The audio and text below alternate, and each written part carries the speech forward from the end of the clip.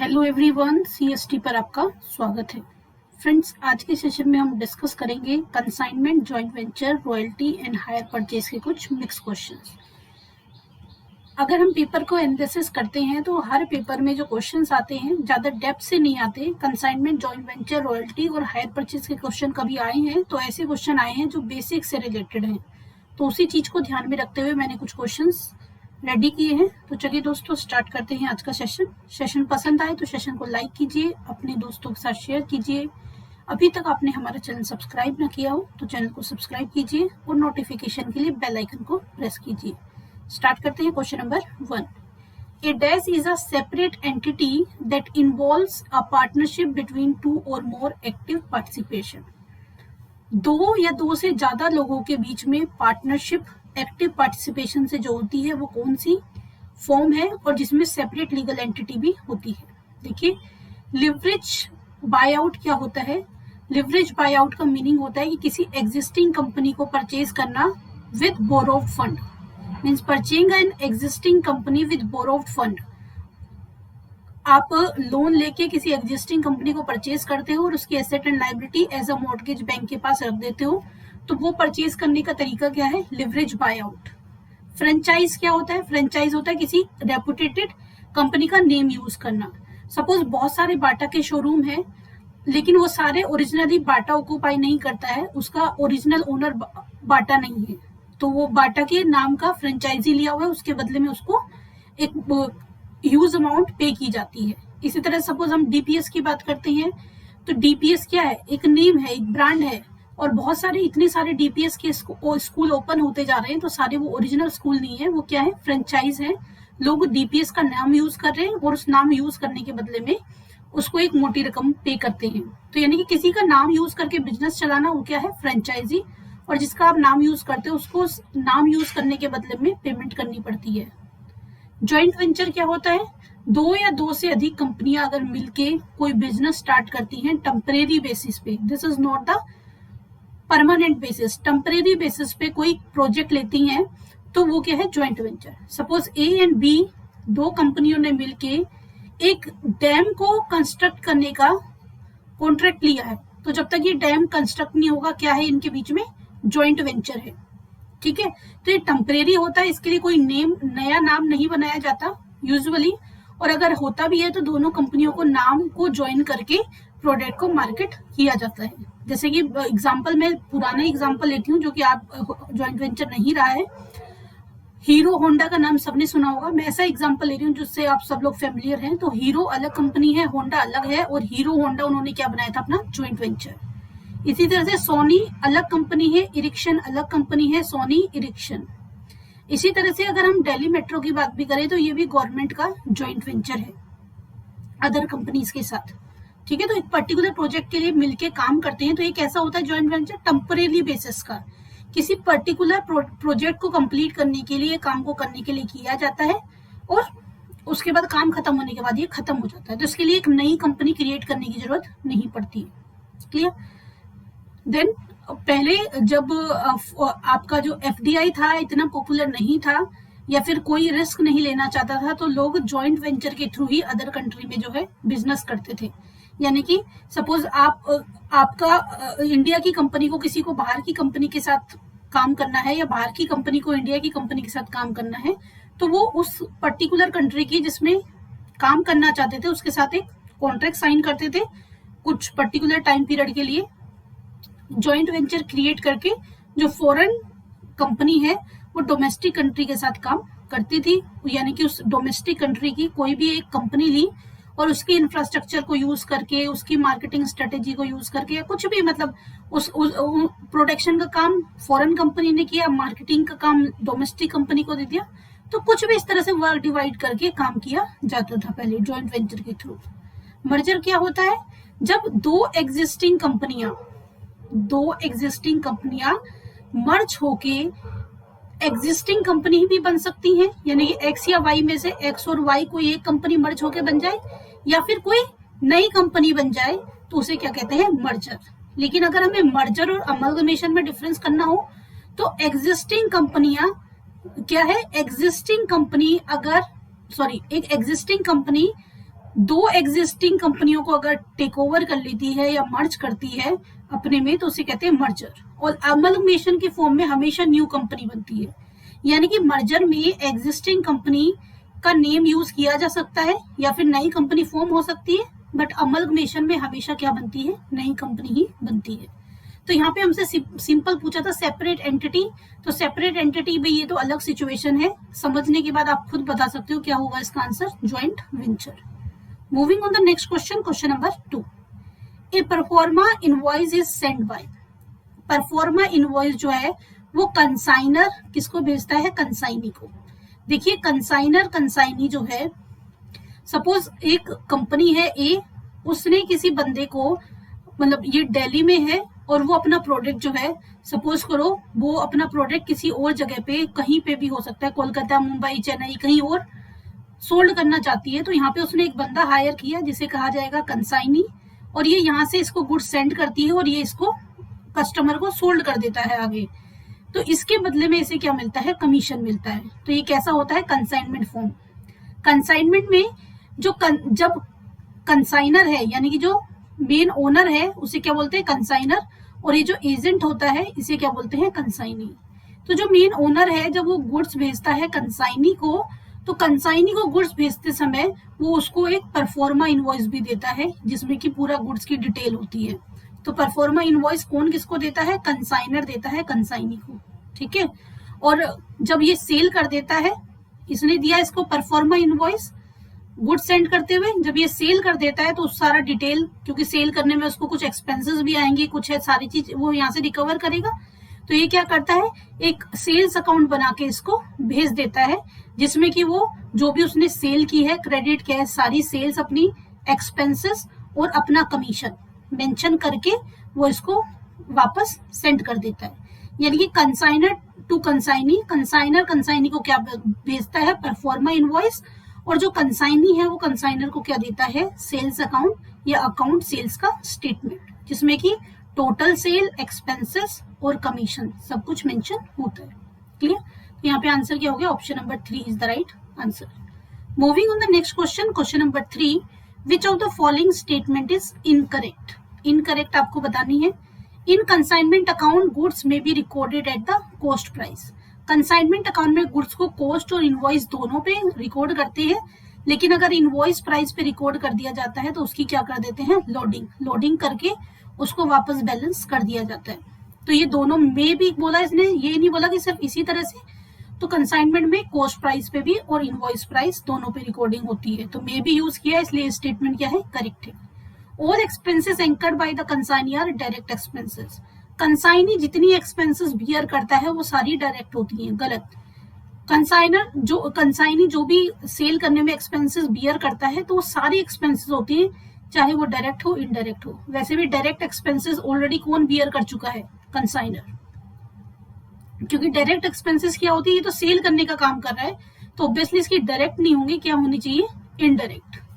क्योंकि कंसाइनर ने जब मैन्युफैक्चरिंग की तब उसने जो है एक्सपेंसेस बियर की, जो वो क्या है, डायरेक्ट, और ये सेलिंग पार्ट कर रहा है, तो सेलिंग से रिलेटेड एक्सपेंसेस क्या है, सारी इनडायरेक्ट है। Consignee is an agent to business. Consignee जो है बिजनेस के लिए या कंसाइनर के लिए एजेंट का काम करता है, true. Consignor and consignee has principal agent relation. उनका प्रिंसिपल और एजेंट जैसा रिलेशन होता है, सेम ही रिपीट हो रहे। तो यहाँ पे पूछा था इनकरेक्ट, तो इनकरेक्ट कौन सा हो गया, बी पार्ट, क्योंकि जितनी कंसाइनी एक्सपेंसेस बियर करता है वो सारी एक्सपेंसेस कैसी हैं, indirect.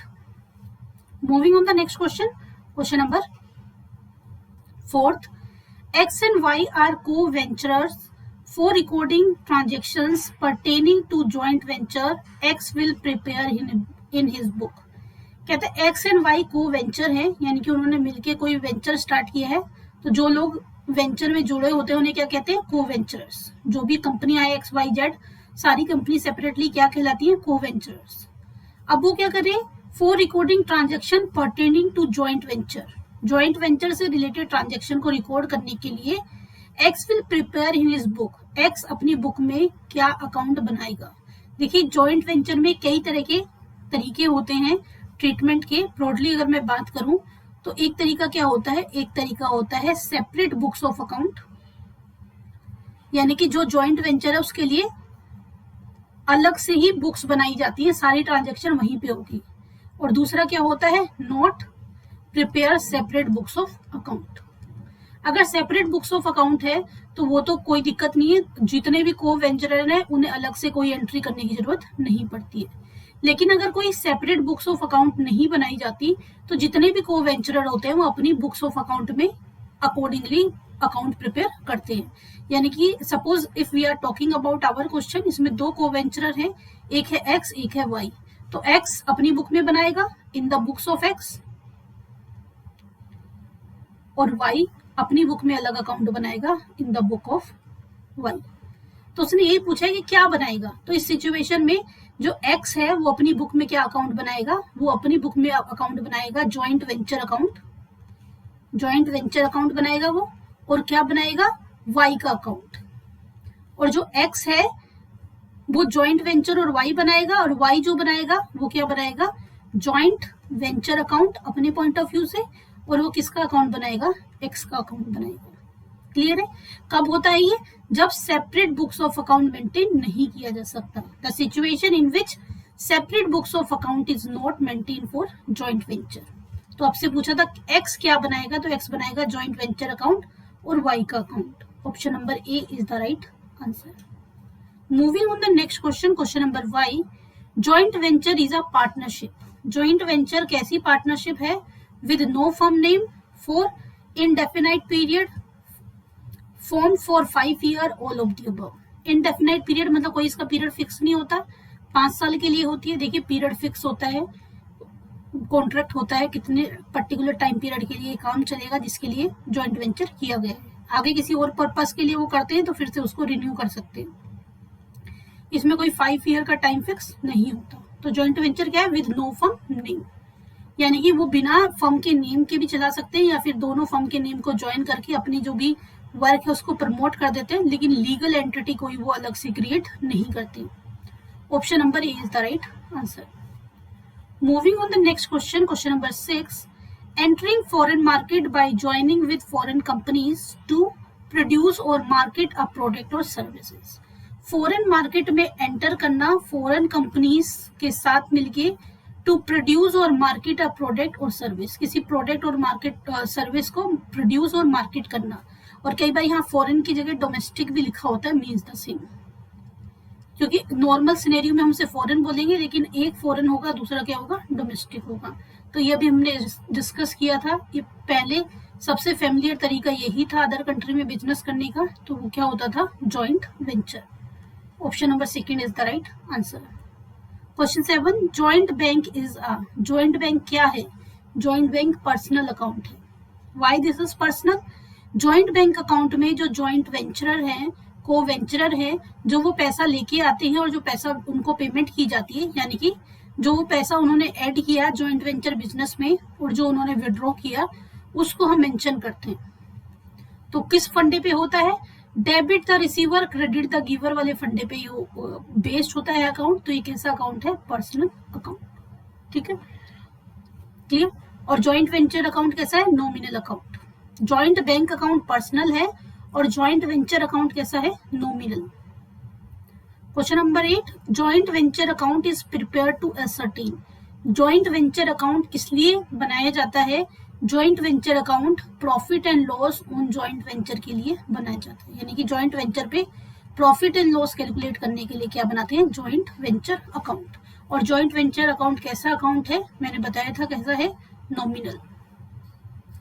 Question number 9, the balance in the goods sent on consignment account is transfer to. जो गुड्स कंसाइनमेंट के लिए भेजे गए हैं उनको कहाँ ट्रांसफर कर दिया जाता है, उनको परचेज और ट्रेडिंग अकाउंट में ट्रांसफर कर दिया जाता है। Option number A is the right answer. Question 10, freight insurance in transit custom duties etcetera paid by consignor are debited to.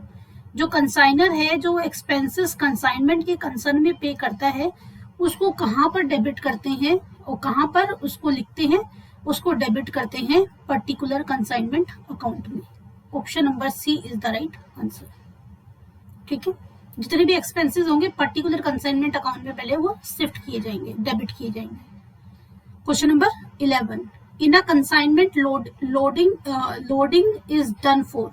Consignment में लोडिंग किसकी की जाती है? ओपनिंग स्टॉक की, क्लोजिंग स्टॉक की, डायरेक्ट एक्सपेंसेस की, इनडायरेक्ट एक्सपेंसेस की, goods sent on consignee, consignment, goods sent on consignment हो गई, goods sent on consignment, goods return bye consignee, या गुड्स सेंट टू कंसाइनी होगा। दोनों तरह से वैसे हो सकता है, गुड्स सेंट टू कंसाइनी भी हो सकता है और goods sent on consignment means the same. तो किसकी लोडिंग होगी? जो कंसाइनी को गुड्स भेजे हैं उनकी, जो उनसे वापस किए हैं, जो उसने एक्सपेंसेस की है, डायरेक्ट इनडायरेक्ट, ओपनिंग क्लोजिंग। देखिए जब हम लोडिंग की बात करते हैं, लोडिंग होती है ओपनिंग स्टॉक की, क्लोजिंग स्टॉक की, गुड्स सेंट टू कंसाइनी और गुड्स रिटर्न बाय कंसाइनी। चारों की लोडिंग की जाती है, क्योंकि जब हम अकाउंट बनाते हैं तो यहाँ पे हम लिखते हैं गुड्स सेंट टू कंसाइनमेंट और इसकी लोडिंग अपोजिट में इधर की जाएंगी। जो रिटर्न किए जाएंगे goods sent to consignment, return वाला, रिटर्न की एंट्री इधर होगी तो इसकी लोडिंग अपोजिट डायरेक्शन में होगी। ओपनिंग स्टॉक यहाँ होता है तो इसकी लोडिंग दूसरी साइड में होगी स्टॉक रिजर्व के नाम से। और अगर हम क्लोजिंग स्टॉक की बात करें, क्लोजिंग स्टॉक की भी लोडिंग होती है और हमेशा अपोजिट में होती है लोडिंग, और क्लोजिंग स्टॉक की लोडिंग भी किस नाम से होती है? स्टॉक रिजर्व से। क्लियर है? तो चारों की लोडिंग होती है 1, 2, 5, 6। Option number C is the right answer.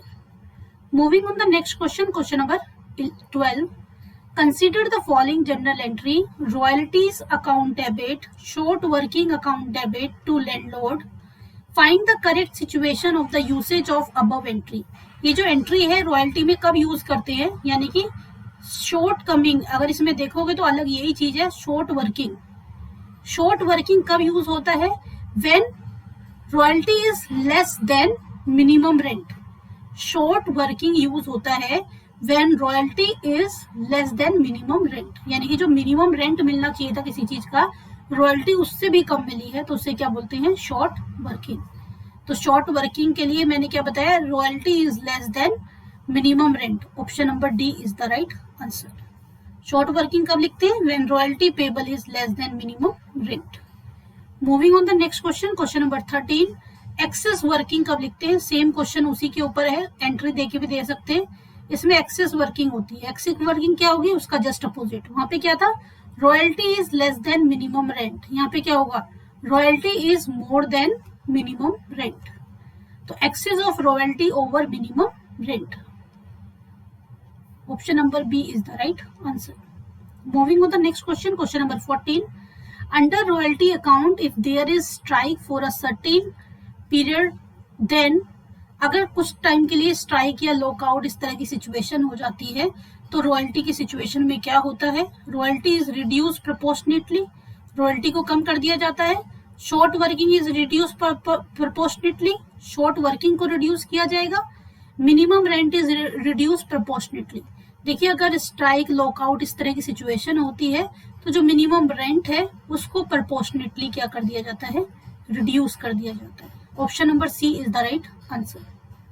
Question number 15। In case of installment payment system, total interest receivable by the seller is credited to. ये हायर परचेज का, एसेट परचेज ऑन हायर और hire purchase का question है। इसमें दो तरह के method होते हैं। एक मेथड होता है कैश पेमेंट मेथड, और कैश मेथड भी कह सकते हो आप, और दूसरा मेथड क्या होता है? इंस्टॉलमेंट पेमेंट सिस्टम या इंस्टॉलमेंट सस्पेंशन सिस्टम। दोनों का मतलब एक ही है, installment payment system, installment suspense system. जहां पे हम कैश पेमेंट मेथड की बात करते हैं वहां पे पहली एंट्री होती है, सपोज हायर परचेज पे एसेट की है तो पहली एंट्री होगी asset on hire purchase account debit to hire vendor account. फिर क्या करते हैं? डाउन पेमेंट करते हैं, hire vendor account debit to bank. किसके लिए? डाउन पेमेंट के लिए। देन उसके बाद क्या करते हैं? इंटरेस्ट ड्यू करते हैं इंस्टॉलमेंट पे। Interest on hire purchase account debit to hire vendor account, और फिर हायर वेंडर को क्या कर देते हैं, जो इंस्टॉलमेंट है उसको पे कर देते हैं। Hire vendor account debit to bank account, किसके लिए, payment of installment. And then क्या होता है, जो बैलेंस है उसको ट्रांसफर कर दिया जाता है प्रॉफिट एंड लॉस में। फिफ्थ एंट्री हो जाती है profit and loss account debit to interest, जो फर्स्ट इंस्टॉलमेंट पे हमने कैलकुलेट किया है, और टू डेप्रिसिएशन, जो एसेट खरीदी है उसका डेप्रिसिएशन भी कहाँ चार्ज हो जाता है, प्रॉफिट एंड लॉस में। ये किसमें होता है, कैश पेमेंट मेथड में। देखिए अगर हम बात करते हैं इंस्टॉलमेंट पेमेंट सिस्टम और इंस्टॉलमेंट सस्पेंस सिस्टम, इस सिचुएशन में बाकी एंट्री तो सेम रहती है, यानी कि ये एंट्री में कोई फर्क नहीं रहता, ये एंट्री भी क्या रहती है, सेम की सेम रहती है। बट डिफरेंस कहाँ आता है, डिफरेंस आता है, सॉरी ड्यू की एंट्री में भी आएगा डिफरेंस। दो एंट्री इसमें चेंज होंगी, एक फर्स्ट एंड एक लास्ट। फर्स्ट एंट्री क्या होगी, फर्स्ट एंट्री में एक चीज और ऐड हो जाएगी, interest suspense account, interest suspense account debit.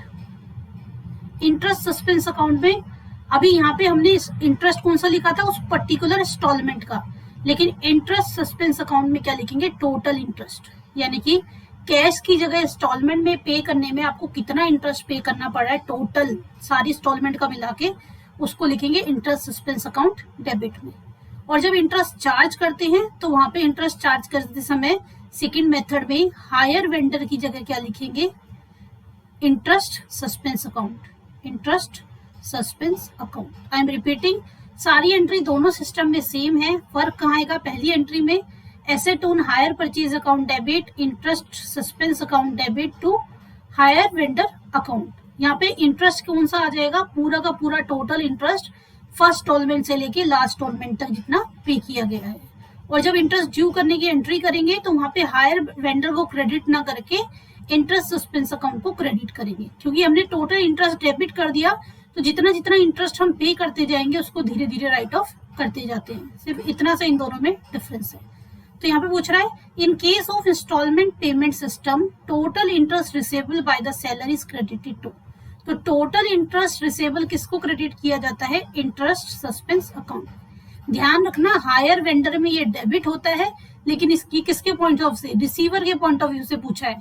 तो अगर परचेजर की बुक में डेबिट हुआ है तो सेलर की बुक में क्या हो जाएगा, ये क्रेडिट। क्या क्रेडिट होगा, इंटरेस्ट सस्पेंस अकाउंट। तो ये जो मैंने एंट्री बताई किसमें बताई है, in the books of hire purchaser. In the books of hire vendor में ये एंट्री क्या होती है, उल्टी होके यूज होती है। Moving on the next question, question number 16. In the case of hire purchase, asset account is debited with. Hire purchase की सिचुएशन में सपोज एक एसेट है, यानी कि एक मशीनरी आप समझ लीजिए, एक मशीनरी है, उसका कैश प्राइस है 10 लाख, और अगर उसे हायर परचेज पे परचेज करते हैं तो पे करना पड़ता है 13 लाख। तो आपसे पूछ रहा है हायर परचेज में जो अकाउंट है एसेट का अकाउंट, वो किससे डेबिट करेंगे। आपने हायर परचेज से खरीदा है तो क्या 10 लाख से डेबिट करेंगे या फिर 13 लाख से। देखिए आप चाहे हायर परचेज पे खरीदो या कैश परचेज पे खरीदो, दोनों ही सिचुएशन में जो एसेट अकाउंट है वो किससे डेबिट होता है, कैश प्राइस से। आपने चाहे हायर परचेज पे खरीदा हो या फिर कैश पे खरीदा हो, you should write the value of cash price, क्योंकि हायर परचेज पे आपको फैसिलिटी दी जा रही है खरीदने के लिए, इससे एसेट की वैल्यू नहीं बढ़ जाती है। तो किस पे होगा, कैश प्राइस, यानी कि option number B is the right answer. Moving on the next question, question number 17. Under the method separate set of books the following accounts are prepare. ये भी पीछे भी आया था क्वेश्चन, वहां पे सेपरेट सेट ऑफ बुक्स नहीं था, वहां पे क्वेश्चन था कि no separate set of books, तो वहां पे कैसा अकाउंट बनता था। यहाँ पे सेपरेट बुक्स ऑफ अकाउंट है, तो इस सिचुएशन में क्या बनेगा, मैंने आपको बताया था एक्स की बुक में अभी पीछे, तो वही सारी सिचुएशन इसमें आएगी। सेपरेट सेट ऑफ बुक में क्या बनता है, जॉइंट वेंचर बनता है, जॉइंट बैंक बनता है और को वेंचरर बनता है, यानी कि 1 2 3 option number C is the right answer. एक बार फिर से रिपीट कर देती हूँ, सेपरेट सेट ऑफ बुक्स में 3 अकाउंट बनते हैं, joint venture account, joint bank account और को वेंचर अकाउंट। और अगर सेपरेट सेट ऑफ बुक्स नहीं बनती, तो सपोज 2 को वेंचर है एक्स और वाई, तो in the books of X क्या बनेगा, वेंचर अकाउंट बनेगा, वाई का अकाउंट बनेगा, और in the books of Y venture account बनेगा, और किसका अकाउंट बनेगा, एक्स का, when there is no separate set of books. और अगर सेपरेट सेट ऑफ बुक्स बनाई जा रही है जॉइंट वेंचर के लिए तो ये 3 अकाउंट रेडी होंगे। Clear? Option number C is the right answer. Question number 18, to prevent losses by bad debts the consignor agree to pay consignee an extra commission. देखिए, बैड डेब्ट्स को prevent करने के लिए जो कंसाइनर है वो consignee को एक्स्ट्रा कमीशन दे रहा है। This extra commission is called, उस एक्स्ट्रा कमीशन को क्या कहते हैं? उससे पहले आप समझ लीजिए, सपोज ए लिमिटेड है और उसने मिस्टर बी को कंसाइनी चूज किया है, तो ये इसका काम सिर्फ सेल करना है। ये दोनों तरह की सेल करेगा, ये कैश सेल भी करेगा और ये क्रेडिट सेल भी करेगा। कैश सेल का पैसा आ गया, ये सीधा उसको डिपॉजिट कर देगा, लेकिन क्रेडिट सेल का पैसा रिकवर करने की इसकी जिम्मेवारी नहीं है। कंपनी ने इसे ऑथोराइज किया है क्रेडिट सेल करने के लिए, तो ये क्रेडिट सेल कर रहा है, but he is not responsible for the recovery of the credit sale money. तो अब कंपनी क्या कहती है, क्योंकि ये जो क्रेडिटर हैं, ये क्रेडिट सेल वाले ये जो क्रेडिट सेल वाले डेटर्स हैं, ये डेटर इस मिस्टर बी के नहीं है, ये डेटर किसके बन जाते हैं, ए लिमिटेड के। तो अब ए लिमिटेड को इनसे पैसा रिकवर करना पड़ता है। तो सेफ्टी पॉइंट ऑफ व्यू से ये क्या करती है, ए लिमिटेड मिस्टर बी यानी कि कंसाइनी को कहती है कि आप जिनको क्रेडिट सेल करोगे उन्हीं से आपको रिकवरी भी करनी है। I will pay you extra commission. उस एक्स्ट्रा कमीशन को क्या कहते हैं, उस एक्स्ट्रा कमीशन को कहते हैं डेल क्रेडर कमीशन। अगर बैड डेब्ट्स के लिए प्रिवेंट करने के लिए, यानी कि जिनको क्रेडिट सेल की गई है, डेटर से पैसा रिकवरी करने के लिए कंसाइनर एक्स्ट्रा कमीशन देता है, तो वो कमीशन होता है डेल क्रेडर कमीशन। क्लियर? और डेल क्रेडर कमीशन की अगर हम बात करें तो ध्यान से एक चीज और देखनी पड़ेगी आपको कि डेल क्रेडर कमीशन देने से कंसाइनी का क्या फायदा होता है। कंसाइनी को एक्स्ट्रा इनकम होती है, और कंसाइनर को क्या एडवांटेज होता है, उसको हेडेक नहीं रहता मनी रिकवर करने का। दूसरी चीज, क्योंकि अब रिस्पॉन्सिबिलिटी कंसाइनी की है रिकवर करने की, तो वो क्रेडिट सेल करते समय भी ध्यान रखेगा, वो ऐसी पार्टियों को सेल करेगा जिनका डिफॉल्ट होने की पॉसिबिलिटी क्या है, लेस है। क्लियर? तो एक्स्ट्रा कमीशन जो पे किया जाता है उसे क्या बोलते हैं, del credere commission. Normal commission जो उसको कमीशन मिलता है, भाई ये सोल्ड करो आपको 10% मिलेगा सेल का, तो वो क्या है, नॉर्मल कमीशन। आपको 3% मिलेगा, आपको 2% मिलेगा, जो भी रेट उनके बीच में डिसाइड होती है वो क्या है, normal commission. Over riding commission क्या होता है, कई बार क्या होता है कि कंसाइनर चाहता है कि ये मोटिवेट हो कंसाइनी और ज्यादा से ज्यादा गुड्स को सोल्ड करे, उसके लिए वो क्या करता है, उसको एक्स्ट्रा कमीशन देता है। सपोज पहले उसको 2% दे रहा था, कह रहा 1% आपको कमीशन और मिलेगा ताकि इसको मोटिवेट करे ज्यादा सेल करने के लिए। ये जो 1% ज्यादा दिया जा रहा है इसे क्या बोलते हैं, ओवर राइडिंग कमीशन। ठीक है, डेल क्रेडर और ओवर राइडिंग में कंफ्यूज मत होना। Del credere commission credit sale को रिकवर करने के लिए दिया जाता है, बैड डेब्ट्स को प्रिवेंट करने के लिए। ओवर राइडिंग उसको मोटिवेट करने के लिए कि वो ज्यादा से ज्यादा सेल करे। ठीक है, तो हमारे क्वेश्चन में जो सिचुएशन थी उसका आंसर क्या था, option number B. Moving on the next question, question number 19, del credere commission is calculated on. देखिए अभी हमने डेल क्रेडर कमीशन की बात की। डेल क्रेडर कमीशन किस लिए मिला, कि जो क्रेडिट सेल से डेटर्स अराइज हो रहे हैं, उन डेटर से मनी रिसीव करने के लिए डेल क्रेडर कमीशन मिलता है। लेकिन ध्यान रखिए, जो डेल क्रेडर कमीशन है, चाहे वो क्रेडिट सेल के लिए मिलता है, but it is calculated on total sale. ये हमेशा टोटल सेल्स पे इसकी कैलकुलेशन की जाती है, इसकी क्रेडिट सेल पे कैलकुलेशन नहीं करती है। तो इसका आंसर क्या होगा, ऑप्शन नंबर सी। कई बार हम जल्दी में अगर समझते नहीं है तो हम क्रेडिट को टिक करके आ जाते हैं। बेशक ये क्रेडिट सेल का पैसा रिकवर करने और बैड डेब्ट्स को प्रिवेंट करने के लिए मिलता है, but it is calculated on total sales. Moving on the next question, question number 20, in consignment the ownership of goods remain with. Consignment में गुड्स की ओनरशिप किसके पास रहती है। देखिए भाई, कंसाइनी को सिर्फ गुड्स ट्रांसफर किए जाते हैं, ओनरशिप किसके पास रहती है, कंसाइनर के पास ही। ठीक है, तो ये थे कुछ 20 क्वेश्चंस। ठीक है दोस्तों, सेशन पसंद आया तो सेशन को लाइक कीजिए, अपने दोस्तों के साथ शेयर कीजिए। अभी तक आपने हमारा चैनल सब्सक्राइब ना किया हो तो चैनल को सब्सक्राइब कीजिए और नोटिफिकेशन के लिए बेल आइकन को प्रेस कीजिए। मिलते हैं दोस्तों नेक्स्ट सेशन में, तब तक के लिए बाय बाय, टेक केयर।